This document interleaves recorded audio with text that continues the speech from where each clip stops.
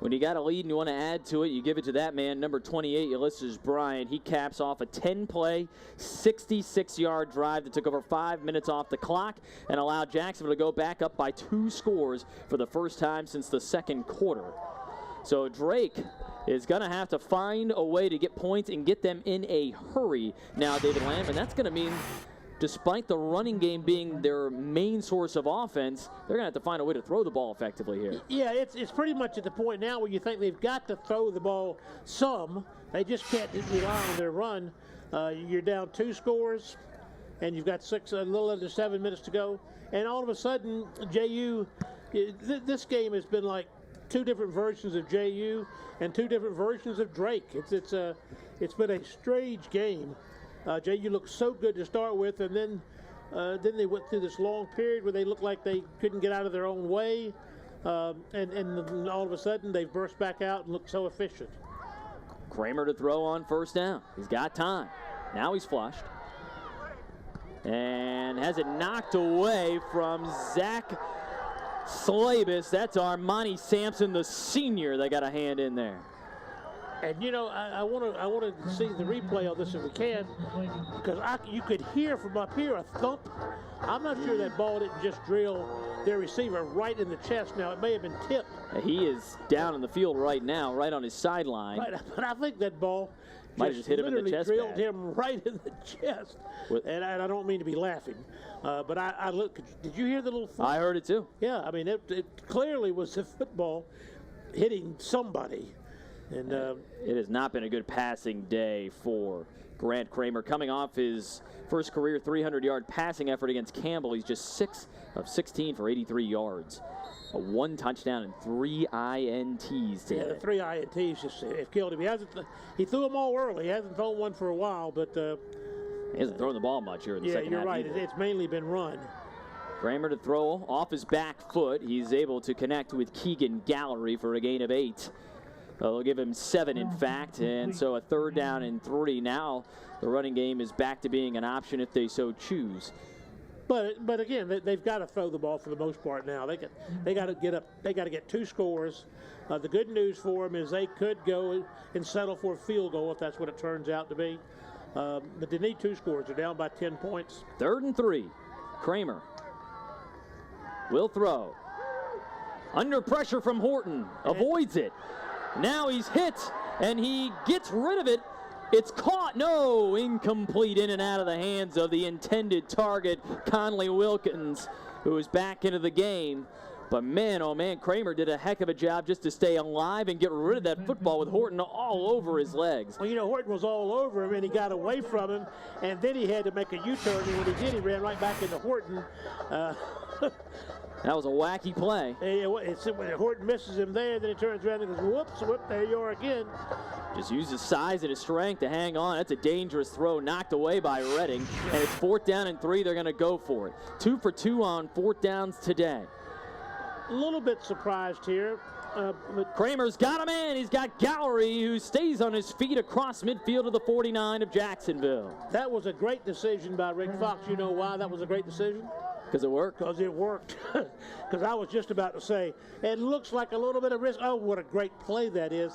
But I guess maybe the way JU's offense is going right now, Fox feels like they're not going to get the ball back enough. You don't want to give it back to him. Kramer's under pressure again. He'll just throw it away into the Jacksonville sideline. That'll stop the clock with 5:46 left here in the 4th quarter. They're down by 10 points. And even if Jacksonville gives up a long scoring drive here, you just don't want them to score quickly is the big thing. That's right. Eat that clock up, 5:46.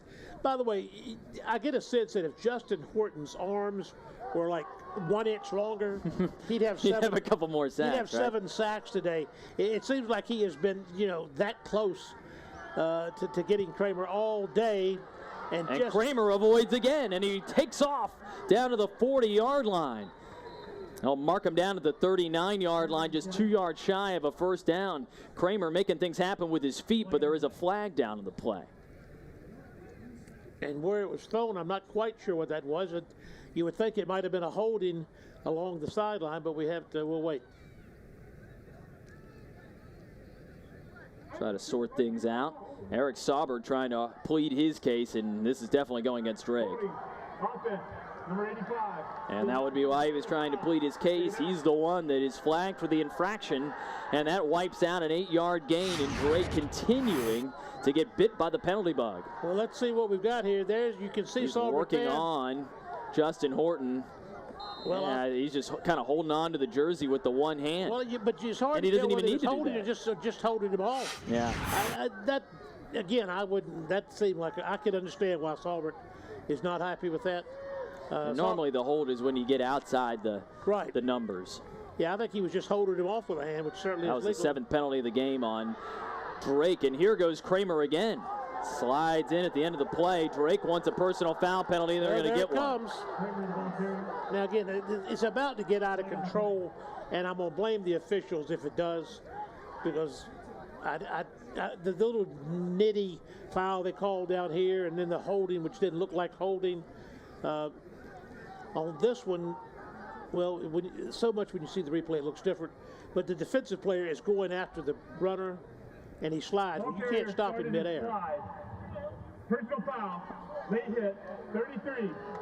It'll be called on Redormer. It's the 3rd penalty of the game on Jacksonville, and the first in the second half. All right, well, as you watch this, Scott, now you can't see. Well, here he. I mean, it's close. But I think clearly he's trying to avoid it. He doesn't really slam into him. He barely touched him. Yeah. But you go lead with the shoulder, and a quarterback is going to be protected. So they'll move all the way down to the 32-yard line. Down the field, and Menard comes down with it inside the 5-yard line. He beat Gabe Stewart, and it's going to be 1st and goal. Kramer threw it up for grabs, and his receiver went up and just won the battle. Again, you know, receivers can make quarterbacks look awfully good. And let's give Menard's got a couple of big catches down the field today. That was a big one there. They'll hurry to the line. They'll throw the fade, and Saubert has got it for his 2nd touchdown of the game. And this one's not over yet, folks. Drake is a PAT away from being within 3. Well, you know, you put a 6'5" tight end up against a 5'9" quarterback, and there's really not much of a chance unless the quarterback just makes a horrible throw. They did that so many times last year, split out Saubert down near the goal line, and Jacksonville just doesn't have the size defensively to match up one-on-one. Yeah, why would you always do that if you've got that kind of physical advantage?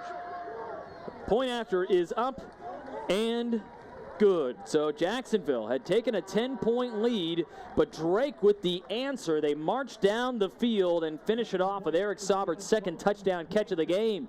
It's a 3-point game under 5 left.